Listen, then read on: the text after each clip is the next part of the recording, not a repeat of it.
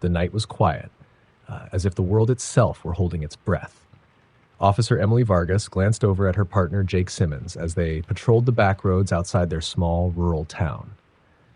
It was Halloween, and the air was thick with mist that clung to the ground, shrouding everything in an eerie silver-gray light.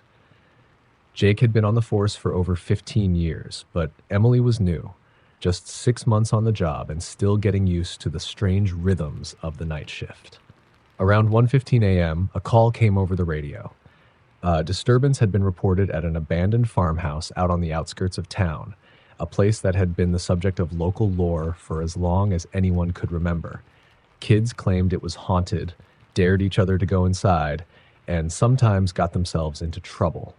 Most of the officers thought it was a nuisance call and something to keep the rookies busy on quiet nights. But tonight, Emily and Jake were the only ones on shift, and they had to take it.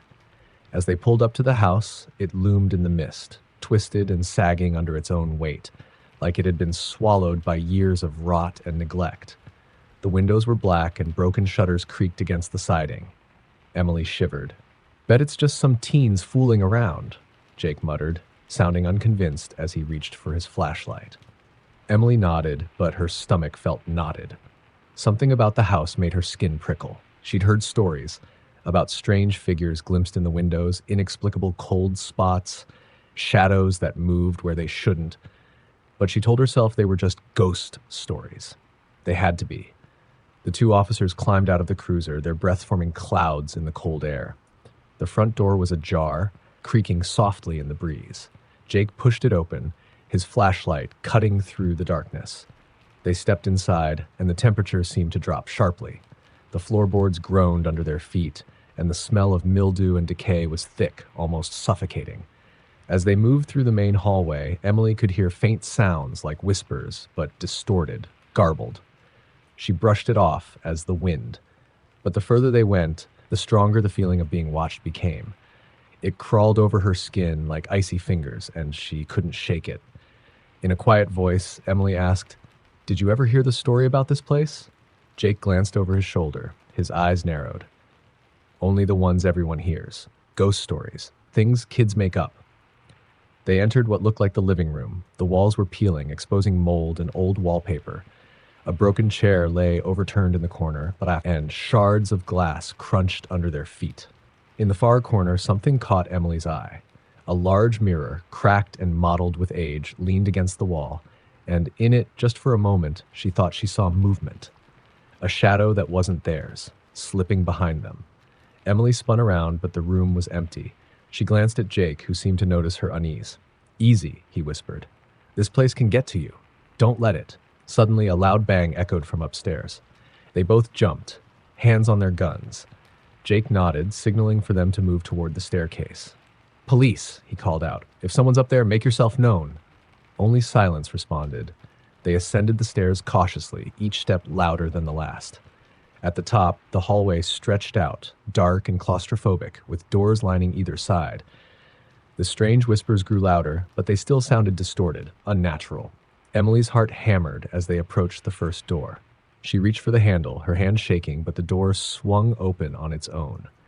Inside was a small bedroom, empty except for a dusty bed frame and a child's doll lying in the middle of the floor. Its eyes were glassy, staring up at them with an unsettling gaze. As Emily stepped inside, her flashlight flickered, casting erratic shadows. She heard a faint giggle, high-pitched and childlike. She turned around, expecting to see Jake, but he wasn't in the doorway. Panic surged in her chest. "Jake?" she called, her voice barely above a whisper. No answer. She backed out into the hallway, shining her flashlight around frantically. The whispers grew louder, closer, filling her ears until she could barely think. The house felt alive, like it was breathing, watching her every move. Emily clenched her teeth, fighting back the fear clawing its way up her throat.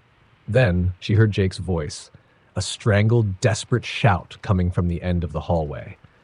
She ran toward it, her footsteps echoing like gunshots. The door at the end was closed, but she could see light flickering underneath. She threw it open, stepping into a larger room. Jake was there, standing in the middle of the room, his flashlight at his feet, flickering. He was staring at something on the wall, frozen, his face pale. Emily followed his gaze, and her blood went cold. On the wall, written in what looked like dried blood, were the words, "Get out, too late for us." Below it, smeared handprints trailed toward the floor as if someone had been dragged away. "Jake, we need to leave," Emily said, grabbing his arm. But he didn't respond. His eyes were locked on the wall and his face looked wrong, empty almost. She shook him harder and finally he blinked, as if waking from a trance. "Emily," he whispered, his voice hoarse.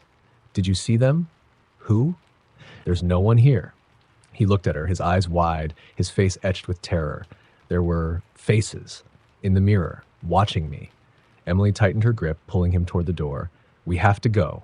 Now." They hurried down the stairs, but halfway down, the front door slammed shut with a thunderous bang. The whispers grew louder, turning into tortured wails that echoed through the house. Emily felt the air pressing down on her, thick and suffocating. She pulled her radio from her belt, calling for backup, but only static responded. A chilling voice hissed through the radio, a rasping whisper.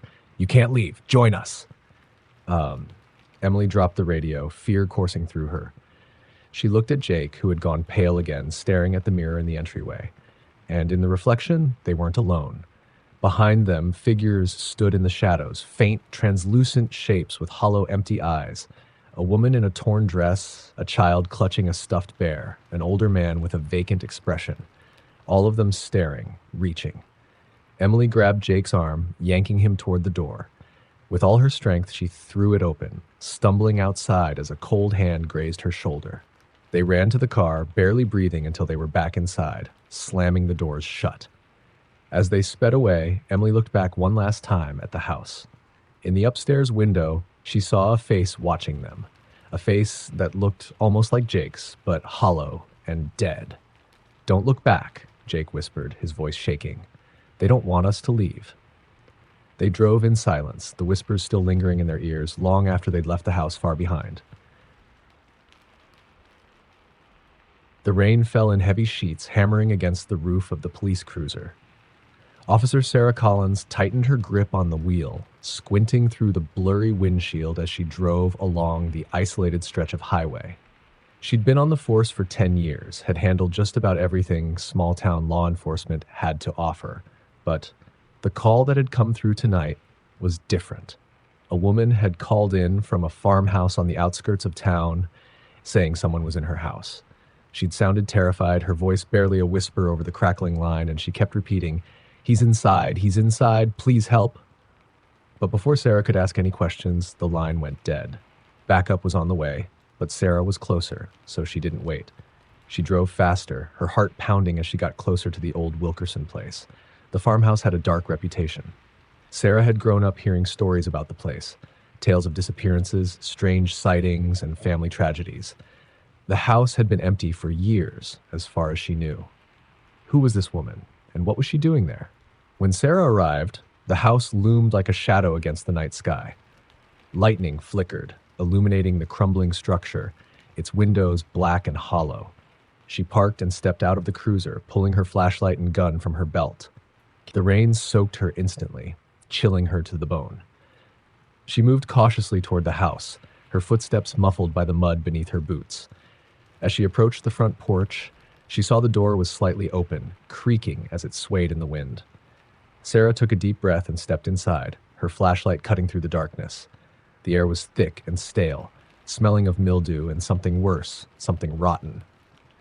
She shivered, feeling a prickle of unease crawl over her skin. "Hello?" she called out, her voice echoing through the empty rooms. "This is Officer Collins. Is anyone here?"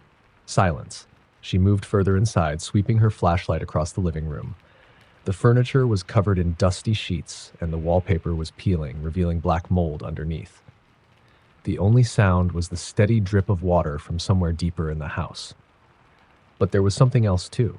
Faint, almost imperceptible, a soft, rhythmic scratching like fingernails on wood. Sarah's heart pounded as she followed the sound, moving down a narrow hallway. She paused outside a closed door at the end of the hall. The scratching was louder here, insistent, like someone trying to claw their way out. She took a deep breath, steeling herself, and pushed the door open. Inside, she found a bedroom. The walls were lined with cracked, dust-covered mirrors, and in the center of the room stood a single rocking chair facing away from her. It rocked back and forth, creaking softly, though there was no one in it. Then she noticed something else. Someone had scrawled on the walls in what looked like dried blood. "Leave me alone." The words were smeared, as though written in a panic, slashes of dark red covering every inch of the wall. Sarah's breath caught in her throat as she took a step back, her flashlight trembling in her hand. The scratching sound grew louder, now coming from somewhere below her feet. She aimed her flashlight at the floor and saw a trapdoor, half hidden under a fraying rug. With a growing sense of dread, she knelt down and pulled the trapdoor open. A foul stench wafted up from below, so thick and pungent it made her gag. She shone her flashlight down into the darkness, revealing a narrow set of stairs leading into a basement. "Is anyone down there?" she called, her voice barely steady. A low, guttural moan drifted up from the darkness, sending a chill down her spine. The woman's voice from the call echoed in her mind, terrified and broken. "He's inside. Please help." Summoning all her courage, Sarah descended the stairs, her flashlight cutting a narrow beam through the thick darkness. The air grew colder with each step, and the smell intensified, a sickly mix of decay and something metallic like old blood. At the bottom of the stairs, she found herself in a small, cramped cellar. The walls were lined with old tools, their rusted edges gleaming in the flashlight's beam. Then she saw it. A figure huddled in the corner, their back turned to her. The person was rocking back and forth, muttering under their breath, too quiet for her to hear. "Ma'am?" Sarah's voice shook. "Are you all right?" The figure froze, its head snapping up, but it didn't turn around. Instead, it started to whisper, a low, frantic chant that echoed through the cellar. The voice was raspy, desperate, repeating the same phrase over and over. "He won't leave. He won't leave. He won't leave." Sarah took a step closer, keeping her flashlight trained on the figure. "Ma'am, I need you to stand up. I'm here to help you." Slowly, the figure turned to face her, and Sarah felt her blood turn to ice. The woman's face was twisted, her skin pale and paper-thin, her eyes sunken and wide with terror. She was emaciated, her clothes hanging off her like rags, and her lips were cracked, stained with something dark. "He's still here," the woman whispered, her voice barely audible. "He never left." Sarah's heart pounded as she took a step back, her instincts screaming at her to get out. But before she could turn, the woman lunged, grabbing Sarah's arm with a strength that seemed impossible for someone so frail. "He's here," the woman screamed, her voice suddenly louder, echoing off the walls. "He's inside me!" Sarah wrenched her arm free, stumbling backward as the woman's eyes rolled back, leaving only the whites visible. The woman's mouth opened wide, wider than seemed humanly possible, and a thick black sludge poured out, oozing onto the floor, filling the room with the stench of rot and death. Sarah ran, her footsteps echoing as she scrambled up the stairs. Behind her, she heard the woman's screams turning into something else, something inhuman, a deep, guttural growl that seemed to shake the walls of the house. She burst out of the front door, rain slashing against her face as she staggered toward her cruiser. She jumped inside, slamming the door shut and locking it, her hands shaking as she fumbled for the radio. "Dispatch, this is Officer Collins," she gasped, her voice barely steady. "I need backup, immediate backup. There's something wrong at the Wilkerson place." There was a long silence on the other end of the line. Then a faint voice crackled through, sounding distorted, almost like static. "Sarah." Her blood ran cold. The voice was low, familiar, whispering her name like a threat. "Sarah, he won't leave." She dropped the radio, her heart pounding as she looked back at the house. In the upstairs window, she saw the woman's silhouette watching her, her mouth open in a silent scream. And behind her, a dark shape loomed, its long, thin fingers resting on her shoulders, its eyes glowing with a hungry, malevolent light. Sarah hit the gas, her tires screeching as she sped away. But as she drove, the radio crackled to life again, and the voice whispered, soft and insistent, "He's inside, and he's never leaving." Sarah didn't look back, but she knew deep down that something had followed her. It was a cold, fog-drenched night when Officer David Reyes got the call. A frantic voice over the radio reported a break-in at the old Blackburn mortuary, a place that had been shut down for over a decade after a scandal involving missing bodies. Locals whispered about hauntings, sightings, and strange noises coming from the mortuary, but David had dismissed it all as local folklore. Tonight, though, his gut felt uneasy. He told himself it was just another call, but there was a cold, creeping dread he couldn't shake. The mortuary sat at the edge of town, surrounded by a dense, twisted forest. Its windows were shattered, and the walls were blackened with mildew and grime. As he parked his cruiser, the headlights illuminated the broken Blackburn mortuary sign that hung above the door, swinging gently in the wind. He stepped out, gripping his flashlight and sidearm, and headed up the cracked stone steps. The door was slightly ajar, creaking softly. David's flashlight beam pierced the darkness, revealing a hallway lined with doors leading to various rooms where bodies had once been prepared, stored, and embalmed. "Hello? This is the police. Anyone here?" His voice echoed down the hallway, swallowed by the suffocating silence that followed. There was no answer, only the distant sound of dripping water from somewhere deeper in the building. David took a deep breath, swallowing down the prickling sense of unease. He moved through the hallway, his flashlight sweeping across empty rooms filled with rusty gurneys and shattered glass. But as he turned to go down another hallway, he saw something out of the corner of his eye. A shadow slipping around a corner. "Hey!" he called out, his voice stronger now, though his heart pounded in his chest. He moved toward where he'd seen the figure, his footsteps slow and deliberate. He entered a large room that had once served as the embalming area. It smelled of rot and decay, the smell so thick it seemed to cling to his skin. His flashlight revealed rows of metal tables and cabinets filled with old, dusty bottles of embalming fluid. In the far corner, something glinted, a large, shattered mirror.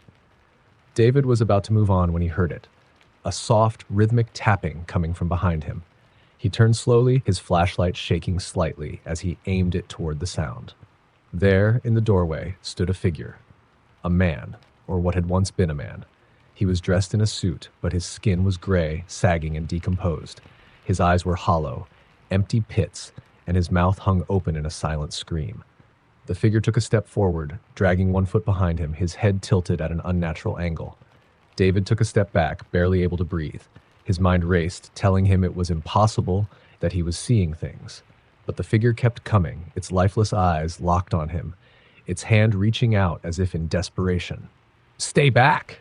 David shouted, his voice breaking. But the figure didn't stop, its arms stretched out, fingers twitching, and as it came closer, David could see something horrifying. A thin, black substance seeping from the figure's eyes and mouth, dripping onto the floor.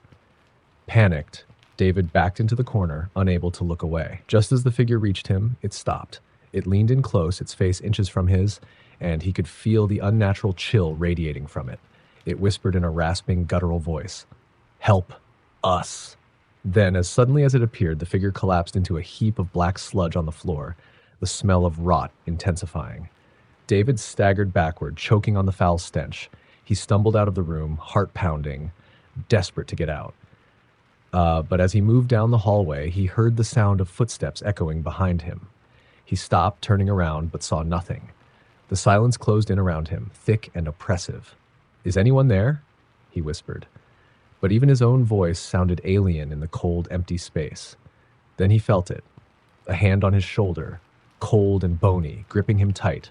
He spun around, but again, there was no one there. Yet he could still feel the pressure on his shoulder, half like an invisible hand holding him in place. The air around him grew colder, and suddenly he heard voices, a cacophony of whispers, pleading, begging. They filled his head, each voice more desperate than the last, each one sounding as if it were right next to him. "Help me. Don't leave us. They won't let us go." He clamped his hands over his ears, trying to drown them out, but the whispers only grew louder, more frantic. Then he saw them. Shadows moving along the walls, like stretching and contorting, their shapes grotesque and twisted. Faces appeared within the shadows, faces frozen in expressions of terror, mouths open in endless, silent screams. David stumbled backward, his back hitting the cold metal door of the morgue. He fumbled for the handle, throwing the door open and stepping inside, desperate to escape the voices, the shadows, the horror. But as he looked around, his stomach dropped. The morgue was lined with metal drawers, each one sealed shut. But as he watched, the drawers began to slide open, one by one. The stench of decay filled the air as the bodies within began to sit up, their eyes empty, their skins stretched tight over their skeletal faces. Each one looked at him, their hollow eyes filled with an accusing emptiness. David backed away, his hands shaking, his breath coming in ragged gasps. He turned to run, but as he did, the morgue door slammed shut, trapping him inside. The corpses began to move, slowly, dragging themselves from their drawers, their arms outstretched, reaching for him. One of them, a woman with dark, stringy hair and a gaping wound in her chest, shuffled closer, her empty eyes locked onto his. "You left us," she rasped, her voice like broken glass. "You let us die." David's mind raced, but he couldn't move, couldn't speak. The corpses closed in around him, their cold, bony hands reaching for his arms, his shoulders, their fingers digging into his skin. Their faces were inches from his, their breath cold and rancid. "Join us," they whispered, voices overlapping in a chilling harmony. "Stay with us." In a final surge of panic, David broke free, stumbling backward, his hand slamming against the door handle. He threw the door open and bolted down the hallway, his heart pounding as he tore through the darkness. When he finally reached his cruiser, he threw himself inside, locking the doors and starting the engine with shaking hands. He sped away, the mortuary disappearing into the mist behind him. But he could still hear the voices, faint and distant, whispering from the darkness. As he drove, he glanced in the rearview mirror and froze. In the back seat, staring at him with those hollow, empty eyes, was the woman with the dark hair and the wound in her chest. She leaned forward, her breath cold against his neck, and whispered, "You'll never leave us." David screamed, swerving off the road, his car plunging into the forest. When the officers arrived later, they found him alone, unconscious, clutching his crucifix, with black sludge smeared on the windows from the inside. And on the back seat, scrawled in dark letters, were the words, "He belongs to us now." The fog was thick the night Officer Mark Harris was dispatched to an abandoned house on Maple Street. People called it the Davenport House, and it had a reputation, a bad one. It was a place whispered about by the locals, even avoided by children who dared each other to go near it. The story was always the same. People went inside and came out changed, if they came out at all. The 911 call came from a neighbor who'd seen movement in the house's windows, but by the time Mark arrived, there was no sign of anyone outside. The place was eerily still, and a chill hung in the air. Mark took a deep breath, gripping his flashlight and sidearm as he pushed open the gate, which groaned as though in protest. He wasn't usually spooked by empty houses, but tonight the air felt charged, as if the house itself was holding its breath. As he entered, he was struck by the smell, stale, musty, with an undercurrent of something fouler, like rotting meat. His flashlight cut through the darkness, casting shadows on peeling wallpaper and broken furniture covered in dust. He called out, "Police! If anyone's here, show yourself." His voice echoed off the empty walls, but there was no response. Mark ventured deeper into the house, his boots crunching on broken glass and debris. There was a suffocating silence, broken only by the occasional creak of the floorboards underfoot. His flashlight passed over a family portrait on the wall, a man, woman, and young girl, all wearing solemn expressions. He lingered for a moment, a shiver running down his spine. The girl's eyes, fixed straight ahead, seemed almost too lifelike. Then he heard it, a soft whisper, a faint murmuring coming from upstairs. It was too quiet to make out words, but it sounded like a woman's voice, repeating something over and over. "Hello?" he called again, climbing the stairs, which sagged under his weight. The air grew colder as he ascended, and he felt a prickling on the back of his neck, a sense of being watched. He couldn't shake the feeling that he wasn't alone. When he reached the top of the stairs, he saw that every door in the hallway was open except for one at the end, which was slightly ajar. The voice was louder now, a hushed chant that raised goosebumps on his arms. He moved toward the door, his hand shaking as he reached out to push it open. The room was empty, except for a single wooden chair facing the window. On the floor in front of it was an open journal, its pages yellowed and frayed. He knelt down, shining his flashlight over it. The writing was messy, frantic, scrawled in shaky lines. "He's in the house. I can feel him. Every night he comes closer, and I can't breathe. I don't think I'll make it. I hear his whispers, see his shadow, waiting, always waiting." Mark felt a chill crawl up his spine as he read. He closed the journal, his hand trembling, and stood. Just then, he heard it, a low, wet breathing sound coming from behind him. He spun around, flashlight raised, but the hallway was empty. The breathing continued, shallow and rasping, filling the room, and then he saw it, On the other side of the room, by the door, was the shadow of a man. It was tall and thin, its outline jagged, as though its edges were vibrating. And even though there was no light behind it to cast such a shadow, it was there, unmistakably. "Who's there?" Mark demanded, his voice wavering. The shadow didn't respond. It only stood there, shifting subtly as if it were watching him. Then, without warning, the shadow moved, gliding toward him soundlessly. Mark took a step back, heart pounding, but he felt something solid against his back. The chair. He was trapped. The shadow loomed closer, and Mark felt an intense, icy cold radiating from it. His breath came in short gasps, his limbs heavy and unresponsive, as though the air around him had thickened, freezing him in place. He felt something like fingers, long, thin, and impossibly cold, graze his shoulder, sending a shock of dread through him. "You shouldn't have come here," a voice whispered close to his ear. It was soft, almost gentle, but laced with malice. Mark's mind raced. Every instinct screamed at him to run, but his body refused to move. He watched, helpless, as the shadow stretched up the walls, twisting and contorting, its shape shifting into something grotesque, something that seemed neither human nor animal.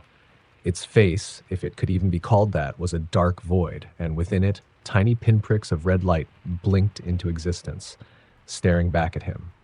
With every second, the room grew darker, as though the shadow was sucking in all the light, all the air. Mark struggled to breathe, his lungs burning. The whispers grew louder, a cacophony of voices now filling his head, each one pleading, each one trapped, each one warning him. "Run, don't look, don't let him see." Mark finally found the strength to turn and bolt down the stairs, the air thick with the scent of decay. As he reached the front door, he heard footsteps behind him, quick and relentless. He didn't look back, bursting outside and slamming the door behind him. He stumbled to his cruiser, gasping for air, his heart racing. He got in and locked the doors, his hands shaking as he gripped the steering wheel. But as he looked up, his blood ran cold. In the upstairs window of the Davenport house, he saw the figure, a tall, dark shadow, standing in the same spot where the chair had been. And beside it, staring down at him, was the little girl from the portrait, her hollow eyes fixed on him, her face pale and twisted in anguish. Her mouth opened, and though he couldn't hear her, he knew what she was saying. "Help us. He won't let us go." He drove away as fast as he could, his heart racing, his mind reeling. But even as he sped down the empty street, he couldn't shake the feeling that he wasn't alone. Every so often, he'd glance in the rearview mirror, half expecting to see the shadow in the back seat, watching, waiting. For weeks afterward, he was haunted by that night. He heard whispers in his own home, saw shadows shifting out of the corner of his eye, and he could swear he felt a cold hand on his shoulder when he closed his eyes to sleep.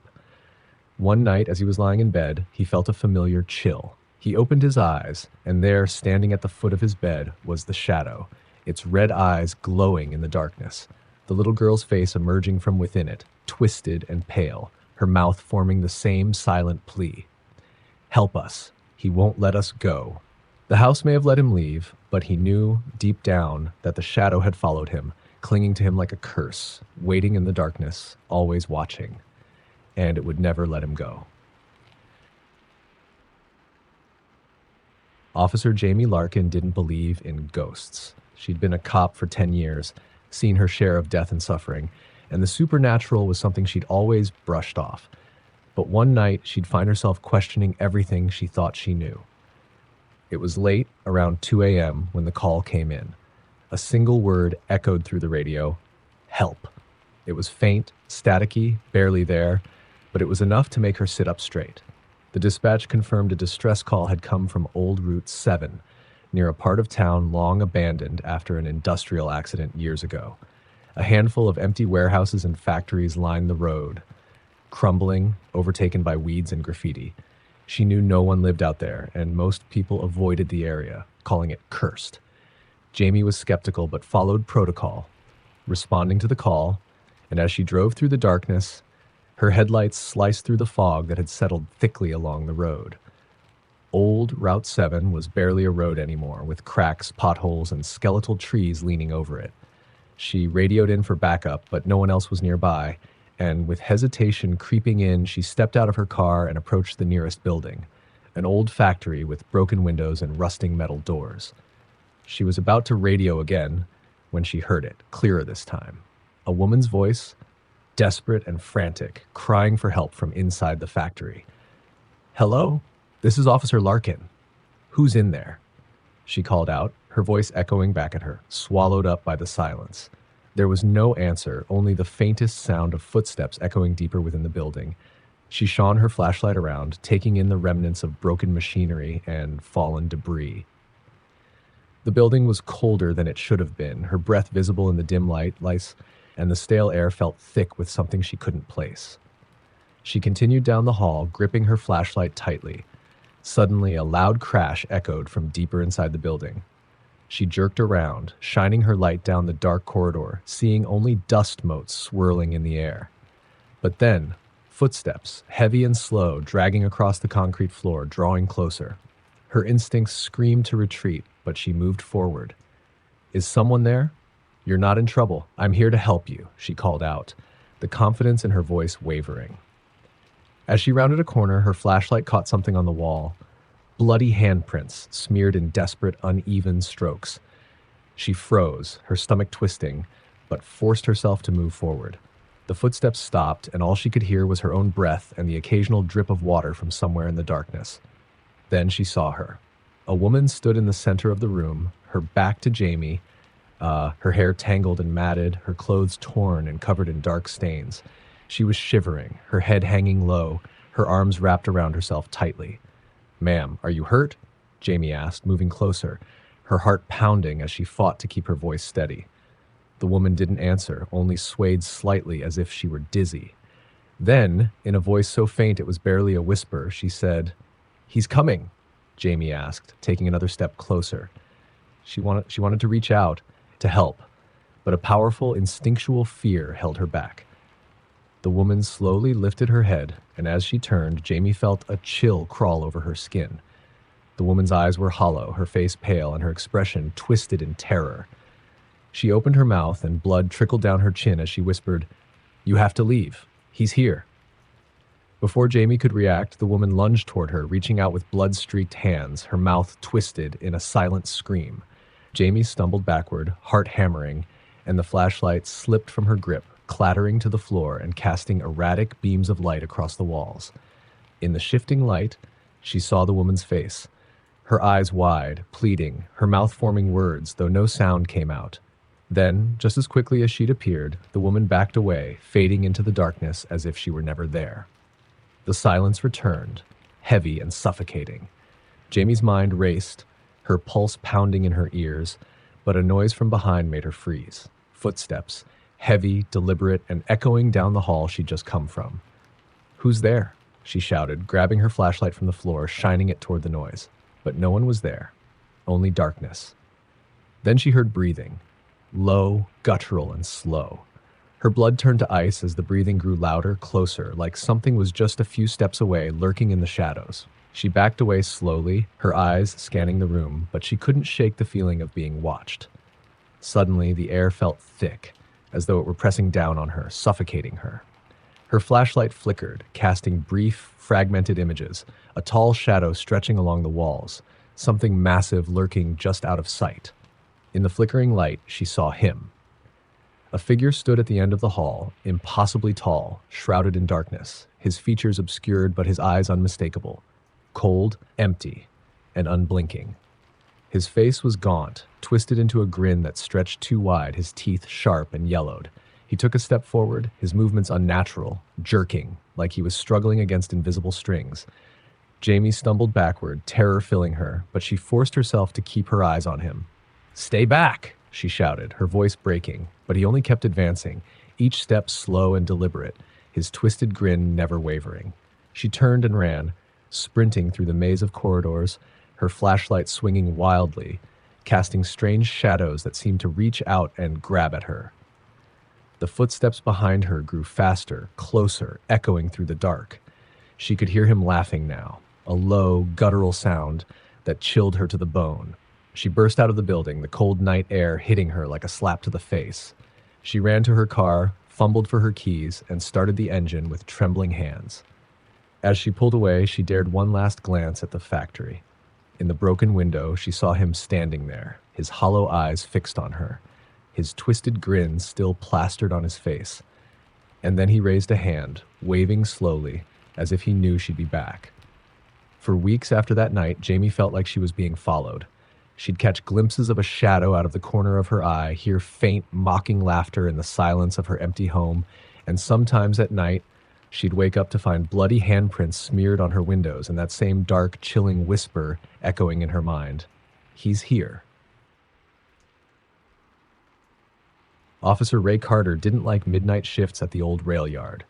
It was an expanse of rusted train cars, broken tracks, and empty warehouses, a place that seemed to hold its breath, waiting for something. The locals swore it was haunted, abandoned decades ago after a tragic accident when a train derailed, killing dozens. Ray wasn't one for ghost stories, but every time he patrolled the area, an uneasy feeling settled in his bones. One night, he was patrolling the edge of the yard when his radio crackled with static. Between the garbled noise, he heard something, a faint voice whispering his name. He paused, staring at his radio, which had never done that before. Carter? Ray. Carter. The voice whispered again, low and dragging. He told himself it was just interference, but his pulse quickened. With a deep breath, he decided to walk through the yard, figuring he'd make sure no one was messing around out there. The fog was thick, swirling around his feet as he stepped carefully across the cracked pavement and between the silent train cars. His flashlight cut through the mist, illuminating graffiti-covered walls and twisted metal. "Hello? Anyone out here?" His voice echoed, swallowed up by the silence. He moved deeper into the yard, heading for one of the old warehouses. As he neared it, he saw a figure, tall and thin, standing near the tracks. The man was wearing an old-fashioned conductor's uniform, the kind from decades ago. Ray stopped, blinking, wondering if he was seeing things. The figure just stood there, staring down the tracks, seemingly unaware of Ray's presence. "Sir, this is private property. You're not allowed here," Ray called out, moving closer. The man didn't respond. Instead, he lifted his head, and Ray caught a glimpse of his face, pale, gaunt, with hollow eyes that seemed to stare right through him. Ray's skin prickled, but he forced himself to approach. As he got closer, he noticed something strange. The man's body was wrong. His limbs were too long, stretched out unnaturally as if he'd been distorted, and his mouth drawn wide in a grin that didn't reach his empty eyes. Ray stopped dead in his tracks, gripping his flashlight, his heart pounding. "Sir, are you all right?" he asked, but his voice was barely more than a whisper. The figure's grin widened, and he raised an arm, his bony fingers pointing down the tracks. He whispered something Ray couldn't quite hear, and then, without another sound, he turned and disappeared between two train cars, vanishing into the fog. Ray shivered, unsure of what he'd just seen. But before he could make sense of it, he heard a soft, metallic clanking behind him, like the sound of chains rattling. He spun around, shining his flashlight, but there was nothing there. Then, suddenly, he heard a scream. A chilling, desperate cry that echoed through the rail yard. It sounded like a woman's voice, filled with agony and terror. His training kicked in, and he ran toward the sound, his flashlight bouncing as he scanned the shadows. He reached the spot where he thought the scream had come from and stopped, his breath hitching in his throat. In the dim light, he saw the faint outline of something lying across the tracks. As he stepped closer, his flashlight illuminated a figure. A woman in an old-fashioned dress, sprawled on the rails, her face pale and eyes wide with terror. "Ma'am, are you hurt?" Ray called out, moving toward her. But as he approached, the woman's figure began to flicker, fading in and out like a bad signal on a TV. She looked up at him, her face twisted in fear, her mouth moving silently as though begging for help. Her eyes met his, and he could see her lips mouthing two words over and over. "Help me!" Ray's heart pounded as he reached out instinctively, but before he could touch her, she vanished, just gone, as though she'd never been there at all. A cold dread settled in his chest, but he didn't have time to process it. The sound of wheels on metal filled the air, the unmistakable clanging of an approaching train. He looked down the tracks, but there was nothing there, just fog and shadows. But the sound grew louder, as though a train were speeding straight toward him. Ray stumbled back, his flashlight falling from his hand as he looked around wildly. The noise was deafening now, the shriek of metal on metal, but there was no train in sight. Just then, he felt a powerful rush of wind, as though something huge were passing by. He could almost feel the vibrations under his feet, the smell of smoke and hot metal filling the air. And then he saw them, figures flickering in and out of the darkness, lining the tracks. Men, women, and children, all dressed in old-fashioned clothing, their faces pale, hollow, and desperate. They reached out to him, their mouths open in silent screams, their eyes pleading. Some of them were covered in blood, their clothes torn, their limbs bent at impossible angles. Ray backed away, heart racing, as the ghostly train roared past, the shadowy figures trapped within it, their faces pressed against invisible windows, pounding, screaming, begging to be let out. And then, in the conductor's seat, he saw the man. The same man he'd seen standing by the tracks, grinning, his hollow eyes fixed on Ray as he raised a single finger and pointed right at him. Ray stumbled backward, tripping over the broken track, and hit the ground hard. He looked up, but the train was gone, vanished into the fog. The figures, the faces, all gone. He scrambled to his feet, his hands shaking as he grabbed his flashlight and bolted back to his cruiser. His breathing was ragged, his heart pounding so hard it hurt. As he got in the car, he glanced in the rearview mirror and froze. In the back seat, sitting perfectly still, was the conductor. His face pale, his eyes hollow, his grin impossibly wide. He leaned forward, his cold breath chilling Ray's neck as he whispered in a voice like grinding metal, "You're next." Ray threw the car into gear and sped out of the rail yard, his eyes darting between the road and the rearview mirror. But when he looked again, the back seat was empty, and the only sound was his own panicked breathing. For weeks after, Ray was haunted. Every night, he'd wake to the sound of that phantom train rattling through the night, the faint screams of the trapped souls echoing through his mind. And sometimes, in the dead of night, he'd catch a glimpse of a figure standing at the foot of his bed, grinning, pointing, and waiting. And he knew that one day, when the time came, the train would return. And this time, it would be coming for him. Officer Ellie Green had been on the force for 6 years, and nothing scared her. She had always been the calmest, most level-headed person on her squad. But there was one call that would change everything. One that left her haunted by things that should have been impossible. It was a freezing October night when she got a call about a disturbance in Hollow Creek Woods, an area notorious for strange disappearances. A local teenager had called 911, screaming that something was following her and her friends before the call abruptly cut off. The dispatcher couldn't get her back on the line. Ellie arrived at the woods and stepped out of her cruiser, pulling her flashlight from her belt. She shivered as a biting wind whistled through the trees, carrying a faint, sour smell that she couldn't place. The forest was dense, darker than she'd remembered, as if the trees themselves were trying to block out any light. "Dispatch, I'm at the location," she said over her radio. "I'm heading in on foot. Any update on the caller?" The reply crackled back, laced with static. "No response. Proceed with caution, Officer Green." As she ventured deeper, her flashlight beam swept over the rough path, illuminating leaves and fallen branches that seemed strangely wet and dark, like they'd been freshly painted in black ink. The silence was unnerving. No wind, no animals, nothing but her own footsteps crunching through the underbrush. "Hello?" she called out, hoping for some kind of answer. A voice? Anything, but the only reply was silence, dense and pressing. Then, in the distance, she heard it, a faint whisper, so low she thought she'd imagined it. "Ellie." She froze, heart racing. She shone her light around, but saw nothing. The whisper grew louder, circling her, almost as if the trees themselves were calling her name. "Ellie, come closer." She tried to shake it off, telling herself it was just her mind playing tricks on her, but something about that voice made her stomach churn.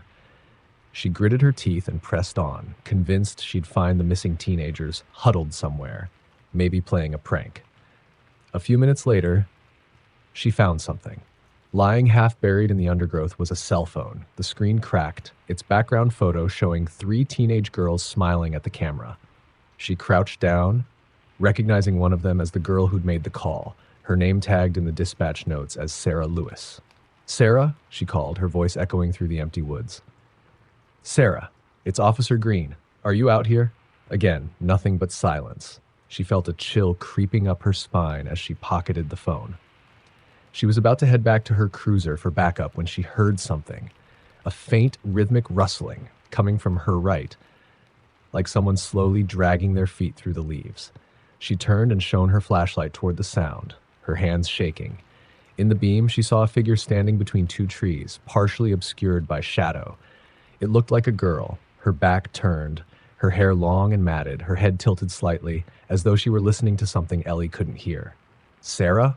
Ellie called, her voice barely more than a whisper. "Are you hurt?" The girl didn't respond, didn't move. She just stood there, unnaturally still. Ellie took a cautious step forward. "Sarah, it's safe. I'm here to help you." Slowly, the girl turned to face her, and Ellie's breath caught in her throat. The girl's eyes were wide, vacant, her face expressionless except for a single tear tracing down her cheek. Her clothes were torn, stained with something dark and wet, and her arms hung limply at her sides. "Ellie," the girl whispered, her voice warped, unnatural, like someone else was speaking through her. "You shouldn't have come." Ellie's heart hammered in her chest as she fought the urge to turn and run. But she had to get the girl out, had to help her. She took another step closer. "Sarah, it's okay. Let me take you to safety," Ellie said, reaching out a hand. But as she stepped forward, Sarah's mouth twisted into a smile that was too wide, too forced, her teeth bared in a grin that sent a surge of dread through Ellie's veins. "They're all here now," Sarah whispered, her voice layered as though multiple people were speaking at once. "And they're waiting for you." Suddenly, other voices joined in, whispers coming from all around, low and pleading, overlapping one another. "Help us. Please. Don't leave us." Ellie's light flickered, and the forest seemed to close in on her, branches shifting, shadows growing thicker, pulsing as though they were alive. She spun around, shining her light in every direction, but all she saw were dark, hollow eyes staring back at her from the trees, peering from within the twisted roots and knotted branches. Panicking, she stumbled backward, her hand instinctively reaching for her radio. "Dispatch, I need backup immediately. Something's wrong here," she shouted, her voice cracking. Static hissed from the radio, then a faint reply, almost drowned out by the voices around her. "Get out now." But before she could take another step, Sarah's form lurched forward, her movements jerky, unnatural, her limbs bending at strange angles. She reached out, her fingers impossibly long and thin, stretching toward Ellie with a desperate, grasping motion. "Stay with us, Ellie. Stay forever." Ellie stumbled back, feeling a sharp tug at her ankle. She looked down to see skeletal fingers, bony and clawed, reaching out from beneath the leaves, grasping at her, pulling her down. Terrified, she kicked free, like Shrek, scrambling to her feet and bolting back down the path, the voices growing louder, more desperate, calling her name, begging her to stay. She could feel them behind her, shadows moving, creeping closer, fingers brushing against her as she ran, tripping over roots, branches slashing at her face. Finally, she broke through the edge of the woods, gasping for breath as she reached her cruiser. She didn't dare look back as she jumped into the car, slamming the door shut and locking it. She fumbled with the keys, her hands shaking uncontrollably, but the engine roared to life, and she sped away, glancing into the rearview mirror. In the mirror, she saw them. Dozens of figures standing at the edge of the trees, their hollow eyes following her, their faces twisted with longing, their mouths open in silent screams. When she returned to the station, she tried to explain what had happened, but her colleagues just gave her skeptical looks. The search for Sarah and her friends continued, but no one ever found a trace of them. And every so often, late at night, Ellie would hear whispers coming from the woods outside her apartment window. Whispers that knew her name, calling her back, promising that they'd be waiting forever. Detective Alex Pierce had seen his share of bizarre cases, but nothing prepared him for the Grimford Motel. Perched on the outskirts of a long-forgotten town, the motel had been closed for years, abandoned after a series of unsolved murders. It was said that a strange figure had been seen on the grounds at night, a tall, thin man with a face obscured in shadows, wearing an old-fashioned hat. The locals called him the Man in the Window. One fall night, Alex got a call from his partner, Detective Laura Carter, who'd gone there on a dare. She sounded shaken, her voice quivering through the static of the call. "Alex, I need backup. There's something here. I can't explain it." The line went dead. Alex's gut twisted as he sped to the Grimford Motel, its old neon sign flickering faintly in the dark. The place loomed over him, towering like a hulking beast, and a bitter wind howled through the broken windows. carrying the scent of mildew and something rotten. "Laura," he called as he stepped into the lobby, flashlight piercing the dark dust swirling in the beam. The building creaked, the sound echoing in the emptiness. In the stillness, he heard something faint, footsteps, slow and dragging, coming from the end of the hallway. Alex followed the sound, moving cautiously through the narrow corridor lined with peeling wallpaper and warped doors. He stopped when he reached room 108. The door stood ajar, and he could just make out a faint light flickering inside. "Laura?" he whispered, his hand on the doorknob as he pushed the door open. The room was empty, bare except for a single old chair and a mirror leaning against the wall, its surface foggy and cracked. And there, in the corner of the mirror, he saw her, a flash of Laura's face, pale and terrified. She looked straight at him, her lips forming silent words. "Help me." He felt a chill race up his spine as he moved closer to the mirror, his flashlight flickering as the air grew heavy and oppressive. He stared into the glass, heart pounding, and saw his own reflection standing in the darkened room. Only it wasn't his face, it was someone else's. A tall, thin man in a fedora, his eyes hollow and sunken, his mouth twisted into a wide, unsettling grin. The man tilted his head almost as if studying Alex. And then, slowly, he raised his hand and pointed right at Alex. Without warning, the lights in the room went out, plunging him into total darkness. Alex scrambled for his flashlight, but it refused to turn back on. His breaths came fast and shallow as he fumbled with his radio, but it was dead, silent as the grave. A soft whisper filled the air, close to his ear, though no one was there. "Stay with us. Stay." The hairs on the back of his neck stood on end as he felt something cold brush against his shoulder. He spun around, desperate to see, but he was alone in the dark. Then a flickering light came from down the hall. Against his better judgment, he stepped back into the corridor, drawn by the light to a small door at the end. His footsteps echoed in the stillness as he approached it, noticing the faint sound of a woman sobbing coming from the other side. "Laura?" he called, voice trembling. No answer. He reached for the doorknob, feeling a cold, slick sensation as his hand touched it. With a deep breath, he turned it and stepped into a cramped, dimly lit room. Inside, the walls were covered in mirrors, dozens of them, each cracked and dusty, reflecting his own pale face back at him from every angle. In the center of the room was an old, broken-down bed, its sheets torn and stained. He could just make out a figure lying on it, curled up, motionless. It was Laura. He rushed forward, reaching for her, but as his fingers brushed her shoulder, her eyes snapped open, and she screamed. A raw, guttural sound that shook him to his core. She grabbed his arm, her nails digging into his skin, her face a mask of terror. "He's here, Alex. Don't you see him?" she whispered, her gaze shifting past his shoulder as if something loomed right behind him. Alex didn't dare turn. He knew he wasn't alone in the room anymore. The mirrors around him darkened, each one reflecting a figure standing just out of sight. A tall man in a hat, his shadow growing closer and closer, filling each mirror until there was nowhere to look, nowhere to hide. With a force he didn't know he had, Alex pulled Laura up, and together they stumbled back into the hallway. She clung to him, her breaths shallow and uneven, her face pale with fear. "We have to go," she whispered, her voice shaking. "He won't let us leave if we look back." They moved toward the exit, step by step, their eyes fixed on the end of the hallway. But as they neared the front door, Alex heard footsteps behind him, growing louder, faster, each one making the floorboards creak and groan. He fought the urge to turn around, but it was impossible to ignore. The hairs on his neck prickled as the air grew colder, the footsteps stopping just behind him. He could almost feel a presence looming over his shoulder, breathing heavily. They were just feet from the door when Laura tripped, stumbling, her hand slipping from his. She looked up at him, her eyes wide and desperate. He's right there?" she whispered, her gaze fixed on something over his shoulder. Unable to resist, Alex turned around. And there he was, the man in the window, standing inches from him. His face was stretched into that same wide grin, his hollow eyes fixed on Alex as he raised a hand and slowly pressed a finger to his lips. "Shh."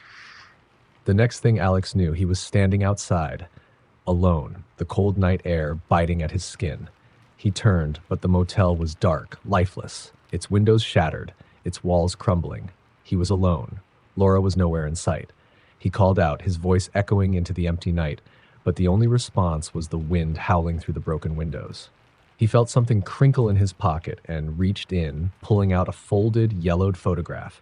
It was a picture of the Grimford Motel taken decades ago. In the window, he could just make out the shadowy figure of a man in a hat grinning at the camera, his hand resting on the shoulder of a familiar woman. It was Laura, her face frozen in terror, staring straight ahead. Alex dropped the photo, his mind reeling, but he knew the truth. The man in the window had taken her. To this day, if you pass the Grimford Motel late at night, you might see a woman's face in the window, her eyes wide with fear, mouthing the same words over and over. "Help me, please." Officer Jamie Tucker never believed in ghosts or the supernatural. He was a rational man, priding himself on keeping a cool head in every situation. But that was before he took a night shift covering a stretch of rural highway that ran past Whispering Pines, a forest notorious for its eerie, unexplainable happenings. It was an unusually quiet October night, and Jamie was parked at a rest stop near the forest's edge, sipping his coffee, when a call came over the radio. "Officer Tucker, we have a reported sighting of a vehicle on the side of Route 46 near Whispering Pines. Appears to be abandoned. Proceed with caution. Residents in the area claim to have seen figures moving in the forest near the vehicle." Over. Jamie sighed, figuring it was just another case of a stranded driver or a prank. But he couldn't shake a strange unease as he started his car and headed down the desolate stretch of Route 46. Within minutes, he spotted the vehicle, a black sedan sitting on the shoulder, headlights on, engine idling. As he pulled up behind it, he noticed the driver's door was ajar. He shone his flashlight through the window, but the car was empty. "Dispatch. This is Tucker. I'm at the scene, but no sign of the driver. I'm going to investigate." He stepped out and moved closer, feeling a chill as the headlights cut through the mist that was thickening around him. As he peered inside the car, he saw a faint impression on the leather seat, as if someone had just been sitting there. A damp smell filled the car, and Jamie felt a sudden drop in temperature that made his breath visible in the air. He turned around to scan the dark, empty road, feeling an overwhelming sense of being watched. His flashlight flickered as he swept the light across the edge of the forest. That's when he saw them, figures standing just beyond the tree line. They were faint, almost like shadows, but he could make out their eyes, pale and hollow, staring at him from the darkness. "Dispatch, I'm seeing something." "I don't know what," he murmured, trying to keep his voice steady. Silence crackled through the radio for a few long moments before it suddenly burst to life. A strange whispering on the other end, as if multiple voices were trying to speak at once. "Turn. Around. Officer." Jamie's blood went cold, but he spun around, expecting to find someone behind him. Instead, he was met with nothing but empty road. He looked back to the forest edge, but the figures were gone. The only sound was the faint rustling of leaves in the wind. He was about to head back to his cruiser when he heard it. The faint sound of a woman crying. The sound drifted from somewhere deep within the forest, haunting and desperate. Against his better judgment, he moved toward it, shining his flashlight into the dense foliage. "Hello," he called out, hoping to find someone in need of help. "This is Officer Tucker. Do you need assistance?" The crying stopped abruptly. He froze, waiting, his heart pounding as silence enveloped him. But then, just as he was about to turn back, he saw her, a woman standing alone in the forest, her back to him, her shoulders trembling. "Ma'am, are you all right?" he called, stepping closer. The woman didn't move, didn't respond. He took a few more cautious steps, noticing her old-fashioned dress, which was torn and dirt-stained. "Ma'am," he tried again, reaching out a hand. The woman turned, and Jamie felt a rush of cold air so intense it was painful. Her face was twisted in anguish, her eyes wide and vacant, her mouth open as if in a silent scream. But it wasn't her expression that stopped him. It was the emptiness of her eyes. They were hollow, black, as if her very soul had been carved out. Before he could react, she reached out, her icy fingers grazing his arm. The cold burned his skin, and he stumbled back, his breath catching as he watched her mouth move soundlessly, her face frozen in desperation. She seemed to be mouthing words, but no sound escaped her lips. Jamie backed away, his flashlight flickering, his heart pounding in his ears. But then the whispers returned, louder this time, surrounding him. Voices layered over one another, growing in urgency, pleading. "Help us. Trapped. Don't leave us." Panicking, he turned and ran back to his car, his footsteps echoing in the still night. But as he reached his cruiser, he froze in horror. The black sedan, the one he had investigated moments before, was gone. In its place was another car, an old model, rusted and worn, with shattered windows and dried mud caked across the sides. It looked as though it had been there for decades. Jamie's radio crackled to life, a voice barely audible through the static. "Officer Tucker, you're not supposed to be here. Leave. Now." He recognized the voice. It was his own. Terrified, he climbed into his cruiser, started the engine, and peeled away from the forest, his hands shaking on the wheel. But as he sped down the highway, his headlights caught a figure standing in the middle of the road. He slammed on the brakes, skidding to a halt, heart hammering as he recognized the woman he'd seen in the forest. She stood there, staring at him, her mouth forming silent words, her eyes filled with something close to sorrow or warning. He blinked, and she was gone. For the next few weeks, Jamie tried to convince himself it had been a trick of the mind, a bad dream.